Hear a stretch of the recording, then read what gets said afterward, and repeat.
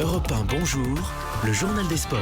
Samuel Etienne. Les sports avec l'ami Jérôme Lacroix. Comment ça va, Jérôme? Ça va très bien, vous. Bonjour à tous. Super, merci. À la une ce matin, les footballeurs parisiens sur la route de Barcelone. Une semaine avant l'un des grands chocs de la saison, le PSG face au Barça de Messi, 8e de finale aller de la Ligue des Champions mardi prochain au Parc des Princes. Et d'ici là, 2 échéances de Ligue 1 à négocier pour ces Parisiens. Bordeaux vendredi et Lille, match avancé de la 24e journée, dès ce soir. Chargé, hein. Oui, une soirée au cours de laquelle d'autres cadors seront de sortie.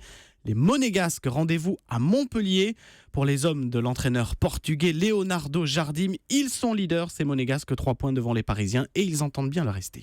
Maintenant, comme nous sommes en première place, nous avons un objectif, c'est garder la place. C'est toujours plus difficile de garder la première place, donc arriver à la première place. La lutte à distance, Monaco, PSG, les nouveaux rivaux, comme le titre l'équipe ce matin, c'est la une. Nouvel épisode ce soir, PSG Lille, 21h, Montpellier, Monaco, 19h, à la même heure à 19h, donc Caen face à Bordeaux. Et là, pourtant, je vous le rappelle, c'est arrivé à la meilleure place. Le mot sport du jour. Rituel, sport et superstition vont souvent de pair, hein, Samuel. Le rituel avant chaque descente de la skieuse française Tessa Worley Oui, est c'est pour quoi le moins original. Alors, soyez concentrés. Ouais. Toujours enfiler la chaussure droite avant la gauche Ouais. et toujours chausser le ski gauche avant le droit. Bon, Ok. en tout cas, elle espère ne pas s'en mêler les pinceaux aujourd'hui sur le Super Ah non, G les de skis. Saint-Moritz en Suisse. Oui, voilà.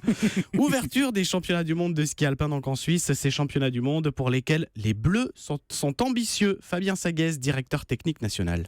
On a posé les objectifs avec les chefs d'équipe. On aimerait bien ramener 5 médailles cette année des championnats du monde, qui est un objectif ambitieux. On l'a pas fait depuis très très très longtemps. Et je pense que c'est la seule manière d'aborder des événements comme cela. Si on se positionne pas sur un objectif clair, il est difficile de les réaliser. Je pense qu'on a la capacité de le réaliser. Des propos recueillis par Cyril de la Morinerie pour Europe 1 des mondiaux de ski jusqu'au 19 février, au cours desquels on suivra Tessa Worley, donc côté dames, mais aussi Alexis Pinturo, du côté des messieurs. Et oui, bien sûr. Jérôme, l'histoire du jour. L'athlétisme russe, toujours indésirable sur les grands rendez-vous internationaux après les Jeux de Rio l'été dernier.